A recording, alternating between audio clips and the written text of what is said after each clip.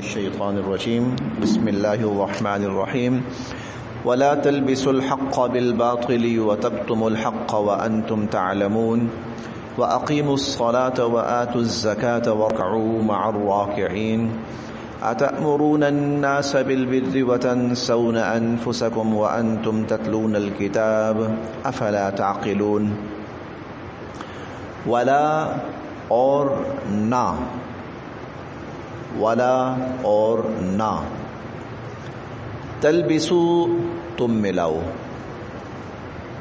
ولا تلبسو اور تم نہ ملاؤ، الحق حق کو،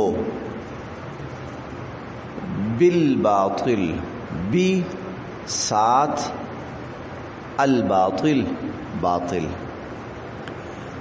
ولا تلبسوا الحق بالباطل اور تم حق کو باطل کے ساتھ نہ ملاؤ، ولا تلبسوا الحق بالباطل حق کو باطل کے ساتھ نہ ملاؤ، حق اور باطل کو مکس نہ کرو، حق اور باطل کو خلط ملط نہ کرو، دو چیزوں کو آپس میں ملا دینا، اسے کہتے ہیں لبس، لام با سین، تلبسو اسی سے بنا ہے، التباس، چیزوں کو آپس میں مکس اپ کر دینا کہ حق اور باطل نمایاں نہ رہیں، ولا تلبسو اور نہ ملاؤ الحق حق کو بالباطل باطل کے ساتھ، حق کو باطل کے ساتھ نہ ملاؤ، حق اور باطل کو خلط ملط نہ کرو، اور تکتمو نہ چھپاؤ، وتکتمو اور نہ چھپاؤ الحق حق کو، وتکتموا الحق اور حق کو نہ چھپاؤ، وانتم جبکہ تم تعلمون جانتے ہو، وانتم تعلمون جبکہ تم جانتے ہو، ولا تلبسوا الحق بالباطل حق اور باطل کو آپس میں خلط ملط نہ کرو، اردو میں ایک لفظ ہے گڑ مڈ نہ کرو، مکس نہ کرو، وَتَكْتُمُوا الْحَقَّ اور حق کو نہ چھپاؤ، وَأَنْتُمْ تَعْلَمُونَ جبکہ تم جانتے ہو۔ اللہ تعالیٰ نے تورات نازل فرمائی بنی اسرائیل کے اوپر، اور بنی اسرائیل میں سے بھی یہود کے اوپر تورات نازل فرمائی، اللہ تعالیٰ کی کتاب۔ تورات کے علاوہ صحیفے بھی نازل فرمائے، صحیفہ کہتے ہیں چھوٹی کتاب، پمفلٹ کتابچہ، چند صفحات، کتاب کہتے ہیں بڑی ضخیم۔ تو اللہ تعالیٰ نے تورات بھی نازل فرمائی اور اللہ تعالیٰ نے صحیفے بھی نازل فرمائے۔ سورۃ الاعلیٰ میں ہم پڑھتے ہیں ان ھذا لفی الصحف الاولی، کہ یہ مضمون پہلے صحیفوں میں گزر چکا ہے، صحف ابراہیم و موسیٰ، حضرت ابراہیم علیہ السلام اور حضرت موسیٰ علیہ السلام کے صحیفوں میں۔ تو حضرت موسیٰ علیہ السلام کو کتاب بھی ملی تورات، صحیفے بھی اللہ تعالیٰ نے ان پر نازل فرمائے، یعنی چھوٹے چھوٹے کتابچے۔ ان لوگوں نے کیا کیا؟ وقت گزرنے کے بعد اللہ کی اس کتاب میں جو سراسر حق تھی، اللہ کی اس کتاب میں سراسر جو حق تھی، اس میں اپنی طرف سے چیزیں شامل کر دی، اپنی خواہشات کی بنا پر، لوگوں کی خواہشات کی بنا پر، حکمرانوں کی رضا اور خوشی کے لیے انہوں نے اللہ کی کتابوں کے اندر اپنی منمانیاں کی۔ اس کو کہا جاتا ہے تحریف، یعنی اپنی طرف سے اللہ کی کتاب میں رد و بدل کر دینا، تبدیلی کر دینا۔ ظاہر ہے اس کا اختیار کسی کو بھی نہیں ہے، تو حق اور باطل مکس کر دیا انہوں نے، حق اور باطل انہوں نے مکس کر دیا۔ ہم انشاءاللہ پڑھیں گے آگے، اللہ تعالیٰ ان کی یہ باتیں واضح فرمائیں گے. یحرفون الکلم عن مواضعہ، یہ وہ لوگ ہیں کہ جو اللہ کی کتابوں میں اپنی طرف سے تبدیلی کر دیتے تھے، اللہ کے کلمات کو اپنی جگہوں سے ہٹا ڈالتے تھے، بدل ڈالتے تھے.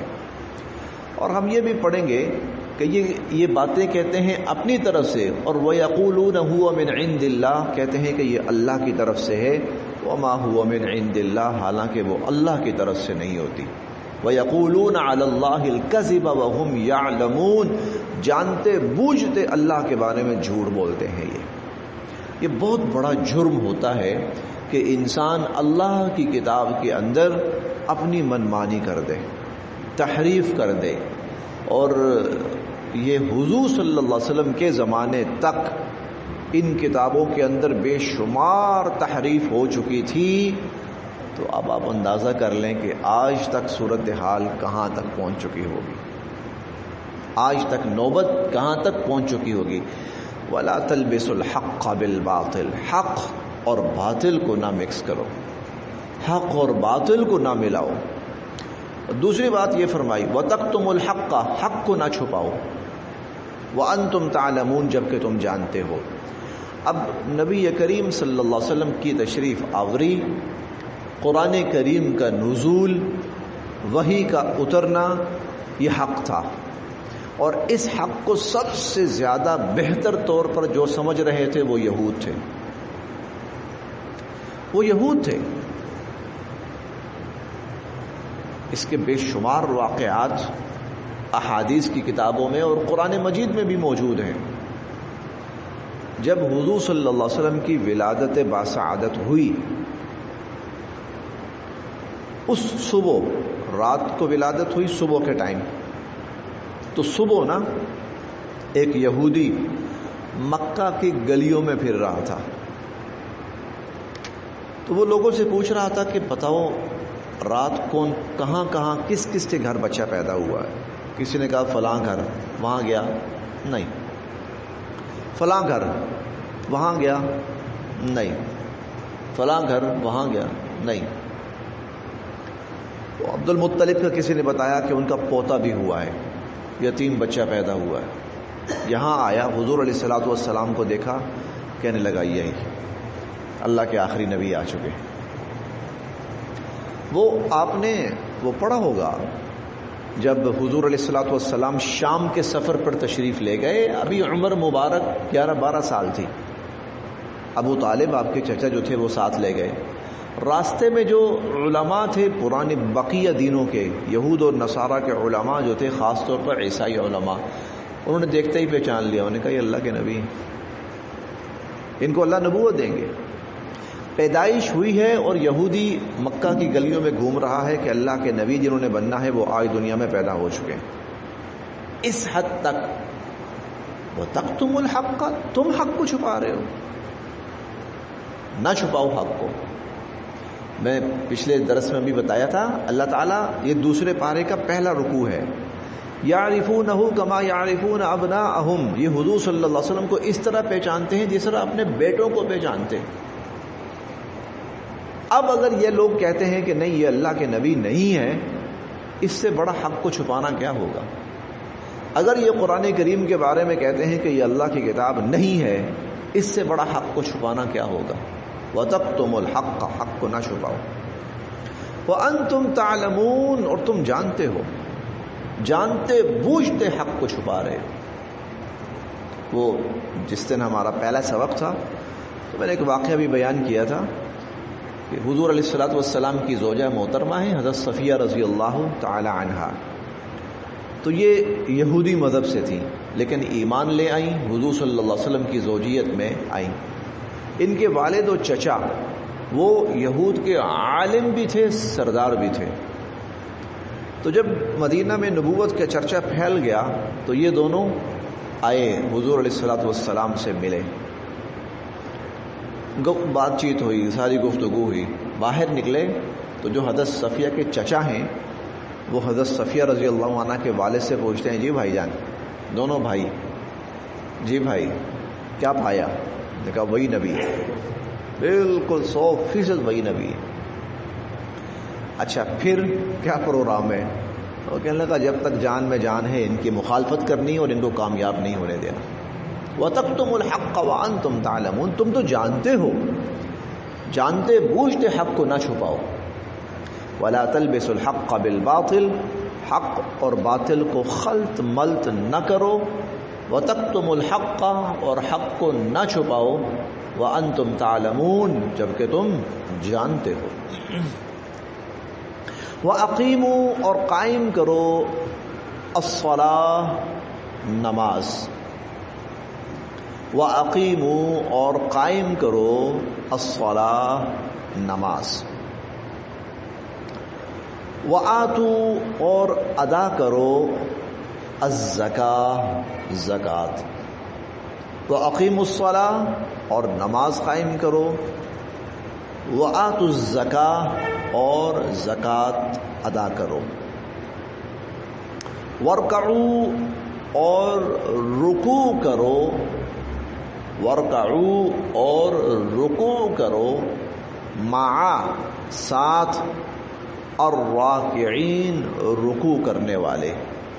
وَارْکَعُوا مع الراکعین، اور رکوع کرنے والوں کے ساتھ رکوع کرو. یہود کی نماز میں رکوع نہیں تھا، یہود کی نماز میں رکوع نہیں تھا. اللہ تعالیٰ نے ہمیں جو نماز عطا فرمائی ہے تو اس کے اندر رکوع بھی ہے. تو وَارْکَعُوا مع الراکعین، رکوع کرو رکوع کرنے والوں کے ساتھ.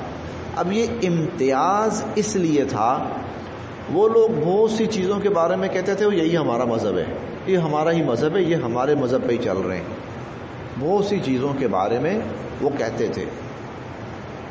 جب ابھی خانہ کعبہ قبلہ نہیں بنا تھا اور قبلہ بیت المقدس تھا، یہود کا قبلہ بھی بیت المقدس تھا، تو کہتے تھے ہمارا ہی دین ہے، ہمارے دین پہ چل رہے ہیں. یہ دیکھ لو قبلہ ہمارا ہی ہے. اسی لیے جب اللہ تعالیٰ نے حکم فرمایا نا کہ اب خانہ کعبہ کو قبلہ بناؤ، ان کو بڑی آگ لگی. انہوں نے پھر بڑے پروپیگنڈے کیے. کیوں؟ اس کی وجہ یہ تھی اب اللہ تعالیٰ امتیاز کر رہے تھے کہ تم اپنا منہ اس طرف رکھو، یہ دین اسلام ہے، تمہارا اس سے کوئی تعلق نہیں. اب وہ فرق واضح ہونا شروع ہو رہا تھا. اسی طرح نماز کے اندر بھی اللہ تعالیٰ نے مسلمانوں کی نماز کے اندر رکوع بھی رکھا ہے. امتیاز شروع ہو گیا کہ تم یہ دعوے نہ کرو کہ یہ ہمارا ہی دین ہے، ہمارے ہی طریقے پہ چل رہے ہیں، آ جائیں گے ہمارے ہی طریقے پر. نہیں. وَأَقِیمُوا الصَّلَاةَ، نماز قائم کرو. وَآتُوا الزَّکَاةَ، زکوٰۃ ادا کرو. وَارْکَعُوا مع الراکعین، اور رکوع کرو رکوع کرنے والوں کے ساتھ. اسلام کی ایک امتیازی شان ہے، اسلام کی ایک امتیازی شان ہے کہ اس نے مسلمان کو باقی تمام ادیان سے الگ رکھا ہے، اس کو نمایاں شناخت دی ہے. اسلام مسلمان کو نمایاں شناخت دی ہے اور مسلمانوں کو تلقین کی ہے کہ وہ اپنی شناخت اور اپنا تشخص برقرار رکھیں. اس کی سینکڑوں مثالیں. مدینہ منورہ میں حضور علیہ الصلوۃ والسلام تشریف لائے تو مدینہ میں اس سے پہلے یثرب تھا، تو وہاں کے لوگ قومی طور پر 2 دن مناتے تھے. قومی تہوار ہوتے ہیں نا، جس طرح قوموں کے 2 تہوار منایا کرتے تھے. حضور علیہ الصلوۃ والسلام نے پوچھا ما ھذان الیومان، بھائی یہ دن یہ کیا ہیں، کیا کرتے ہو تم؟ تو وہ کہنے لگے کہ اللہ کے نبی، صحابہ کرام جو مدینہ کے تھے، کننا نلعب فیہما فی الجاہلیہ، تو جاہلیت کا دور تھا پہلے، ہم ان دنوں کے اندر نا کھیل تماشے اور اس طرح کی چیزیں کیا کرتے تھے. تو حضور علیہ الصلوۃ والسلام نے فرمایا قد ابدلکم اللہ بہما خیرا منہما، اللہ تعالیٰ نے ان دنوں کو بدل کر ان کی جگہ تمہیں 2 بہترین دن عطا فرمائے ہیں، یوم الفطر و یوم الاضحیٰ، ایک عید الفطر کا دن، ایک عید الاضحیٰ کا دن. یہ مسلمان کی الگ شناخت ہے، الگ پہچان ہے. اللہ تعالیٰ نے مسلمانوں کی اسی لیے یہ یاد رکھیے گا کہ باقی جتنے مذاہب ہیں ان کی جو مذہبی شناخت ہے، کوئی بھی مسلمان کو اس کو اپنانے کی اجازت نہیں ہے. وہ ممنوع ہے. کفار کے ساتھ، یہود و نصارہ کے ساتھ مشابہت سے منع کیا گیا ہے. خبردار یہود و نصارہ کے ساتھ مشابہت نہ رکھو. اس مشابہت کے اندر ایک چیز یہ بھی ہے کہ جو چیز ان کے مذہب کا حصہ ہے، مسلمان کے لیے اس کا اپنانا جائز نہیں ہے. جیسے ان کے جو مذہبی لوگ ہیں تو ان کا ایک مخصوص لباس ہوتا ہے، وہ ان کے مذہب کا حصہ ہے.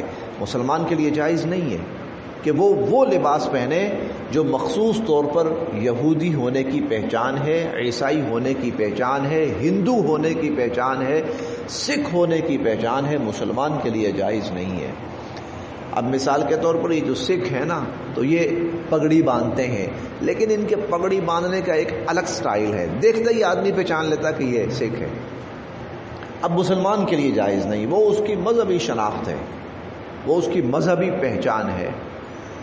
اسی طرح آپ ہندوؤں کے دیکھ لیں، جو پنڈت ہوتے ہیں تو انہوں نے ایک مخصوص قسم کا لباس پہنا ہوا ہوتا ہے، وہ ان کی مذہبی پہچان ہے. مسلمان کے لیے جائز نہیں ہے. عیسائی جو ہیں، یہودی جو ہیں، ان کی جو خواتین ہیں وہ ان کا ایک مذہبی خاص طور پر لباس ہے، مردوں کا مخصوص لباس ہے. مسلمان کے لیے جائز نہیں ہے.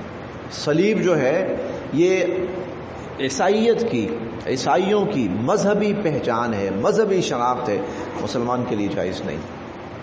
اللہ تعالیٰ نے مسلمان کو امتیاز بخشا ہے، خاص طور پر ایک الگ پہچان دی ہے. مسلمان کو حکم دیا ہے کہ وہ اپنی اس الگ پہچان کو برقرار رکھے. ہم پڑھیں گے انشاءاللہ 22ویں پارے میں مسلمان خواتین کو حکم دیا گیا پردہ کیا کریں. وہاں اللہ تعالیٰ نے اس کی پہلی وجہ ہی یہ بیان فرمائی، ذالک ادنی ان یعرفن، کہ یہ مسلمان عورت کی شناخت ہوگی، پہچان ہوگی. ذالک ادنی ان یعرفن، یہ ان کی پہچان اور شناخت ہے مسلمان عورت کی کہ وہ پردہ کرے گی. تو مسلمان کو مرد ہے، مسلمان عورت ہے، ان کو اللہ تعالیٰ نے ایک شناخت دی ہے، ایک پہچان دی ہے الگ نمایاں. اور میں اسی کو تھوڑا سا آگے بڑھاتا ہوں کہ قیامت کے دن بھی اللہ تعالیٰ مسلمان کو الگ پہچان اور الگ شناخت دیں گے، اور مسلمان ساری اقوام کے درمیان کھڑا ہوا الگ پہچانا جا رہا ہوگا کہ یہ مسلمان ہے. حضور علیہ الصلوۃ والسلام نے صحابہ کرام سے فرمایا، آپ نے فرمایا کہ قیامت کے دن میں اپنی امت کو پہچان لوں گا.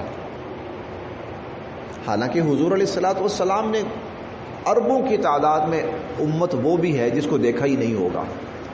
دیکھیں حضور علیہ الصلوۃ والسلام جب دنیا سے پردہ فرما گئے تو اس وقت صحابہ کرام جو آپ کی حیات مبارکہ میں موجود تھی ان کی تعداد کوئی ہوگی 3 ساڑھے 3 لاکھ 4 لاکھ. 1.25 لاکھ تو وہ تھا جو حجۃ الوداع کے میدان میں موجود تھے، جو اس سے پہلے وفات پا گئے، جو شہید ہو گئے، اور جو حجۃ الوداع میں نہیں آ سکے، جو اس کے بعد مسلمان ہوئے، یہ سب الگ. تو کل ملا کے کوئی تقریباً 3 ساڑھے 3 لاکھ 4 لاکھ صحابہ کرام آپ دنیا سے تشریف لے گئے. اس کے بعد کروڑوں کی تعداد میں، اربوں کی تعداد میں مسلمان آئے. اب حضور علیہ الصلوۃ والسلام تو دنیا سے پردہ فرما چکے ہیں، آپ نے ان کو نہیں دیکھا، لیکن آپ فرماتے ہیں کہ جب قیامت کا میدان ہوگا تو انسان یوں بکھرے ہوں گے سب. اس میں ہندو بھی ہے، سکھ بھی ہے، یہودی بھی ہے، عیسائی بھی ہے، سابی بھی ہے، فلاں بھی ہے، فلاں بھی ہے، میں پہچان لوں گا. تو صحابہ کرام نے پوچھا اللہ کے نبی وہ کیسے ممکن ہوگا؟ تو حضور علیہ الصلوۃ والسلام نے فرمایا کہ غراء محجلین من آثار الوضوء، کہ دنیا میں مسلمان عبادت سے پہلے جب وضو کرتا ہے، وضو میں جن اعضاء کو دھوتا ہے، تو قیامت کے دن حشر کے میدان میں ان کے وہ اعضاء 14ویں کے چاند کی طرح چمک رہے ہیں، سامنے نظر آ رہا ہوگا.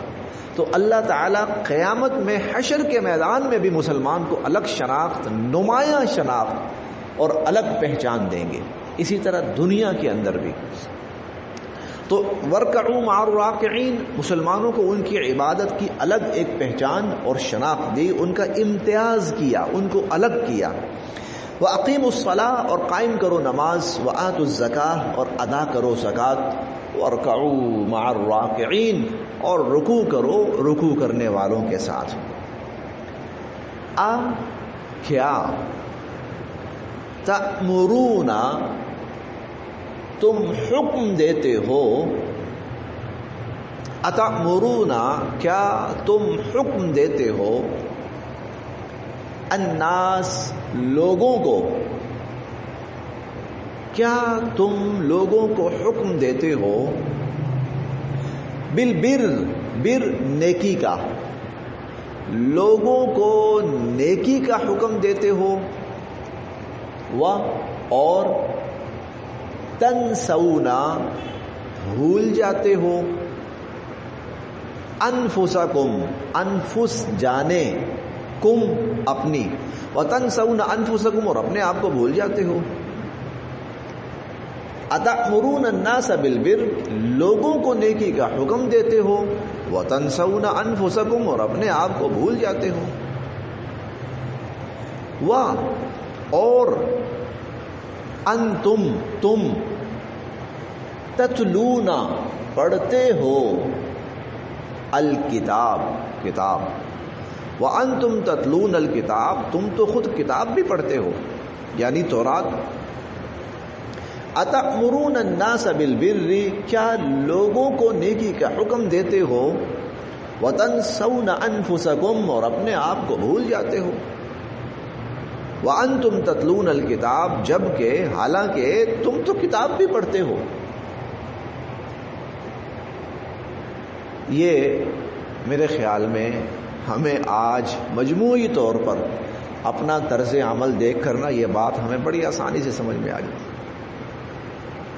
ہم میں سے ہر شخص چاہتا ہے کہ دوسرا بندہ نیک بن جائے، لیکن وہی نیکی ہم اپنے اوپر اپلائی کرنے کے لیے بہت کم تیار ہیں۔ لوگوں کو کہتے ہیں کہ بھائی آپ نیک بن جاؤ۔ آج کل ایک محاورہ چلا ہوا ہے، ہمیں جتنی لوگوں کی فکر ہے نا جنت میں جانے کی، اس سے آدھی فکر ہم اپنی کر لیں تو ہم سب جنت میں چلے جائیں۔ تو کیا میں مذہبی طبقے کو اس سے کوئی مستثنا نہیں کر رہا، کیا مذہبی طبقہ، کیا سیاسی طبقہ، کیا عوام، ہم سب ہمارا یہ طرز عمل بڑا عجیب ہے۔ ہم انشاءاللہ العزیز پڑھیں گے سورہ الصف کے اندر، یا ایھا الذین آمنوا، اے ایمان والو، لم تقولون ما لا تفعلون، وہ باتیں لوگوں سے کیوں کہتے ہو جس پر تم خود عمل کرنے کے لیے تیار نہیں ہو۔ لوگوں کو نیکی کی تلقینیں کرتے ہو اور خود برائیوں پہ چلتے ہو، وہ نیکی کرتے وقت اپنے آپ کو بھول جاتے ہو۔ یہ طرز عمل یہود کا تھا، یہود کو مخاطب کیا اللہ تعالیٰ نے، اتأمرون الناس بالبر، لوگوں کو حکم دیتے ہو نیکی کا اور بھلائی کا، وتنسون انفسکم، اپنے آپ کو بھول جاتے ہو، وانتم تتلون الکتاب، حالانکہ تم تو خود کتاب پڑھتے ہو، یعنی تمہارے سامنے تو کھلا ہوا ہے کیا صحیح ہے، کیا غلط ہے، کیا نیکی ہے، کیا برائی ہے، تم تو خود پڑھ رہے ہو۔ لوگ تو تمہاری زبانی سن کر عمل کریں گے نا، تو تم تو کتاب، جو اللہ کی کتاب اتری، تم تو وہ پڑھ رہے ہو۔ افلا، کیا نہیں، تعقلون، تم سمجھتے، کیا یہ بات تمہیں سمجھ نہیں آتی؟ افلا تعقلون، کیا یہ بات تمہیں سمجھ نہیں آتی؟ قیامت کے دن حضور علیہ الصلوۃ والسلام کا فرمان ہے، اللہ پاک ہم سب کو محفوظ فرمائے، اللہ پاک ہم سب کو محفوظ فرمائے۔ حضور علیہ الصلوۃ والسلام نے فرمایا کہ قیامت کے دن کچھ لوگ ایسے ہوں گے، وہ اس قدر بدبودار ترین عذاب میں مبتلا ہوں گے کہ ان کی بدبو کی وجہ سے جو جہنمی ہے نا، وہ اور تکلیف میں ہوں گے۔ تو جہنمی ان سے کہیں گے ایک ہماری مصیبت کم ہے جو تمہاری طرف سے یہ مصیبت بھی ہم پر مسلط ہے، ہم عذاب میں پہلے ہی پڑے ہوئے ہیں، تمہاری بدبو نے اور ہمارا بیڑا غرق کیا ہوا ہے۔ تو صحابہ کرام نے پوچھا اللہ کے نبی وہ کون لوگ جن کا یہ حال ہوگا کہ جہنمی بھی ان سے تنگ ہوں گے؟ آپ نے فرمایا یہ وہ لوگ ہوں گے جو لوگوں کو تو نیکی کا حکم دیتے تھے لیکن خود اس نیکی پہ عمل کرنے کے لیے تیار نہیں ہوتے تھے۔ اتأمرون الناس بالبر، کیا تم لوگوں کو نیکی کا حکم دیتے ہو، وتنسون انفسکم، اپنے آپ کو بھول جاتے ہو، وانتم تتلون الکتاب، اور تم خود کتاب پڑھتے ہو، افلا تعقلون، کیا یہ بات تمہیں سمجھ نہیں آتی؟ شاید نہیں، یقیناً یہ مجھے کہا جا رہا ہے. صحیح بات یہ مجھے کہا جا رہا ہے، تمہیں سمجھ نہیں آتی؟ یا چلیں کہہ لیں ہم سب کو کہا جا رہا ہے افلا تعقلون، یہ اللہ تعالیٰ ہمیں جھنجھوڑ رہے ہیں. افلا تعقلون، تم لوگوں کو یہ بات سمجھ نہیں آتی؟ بس یاد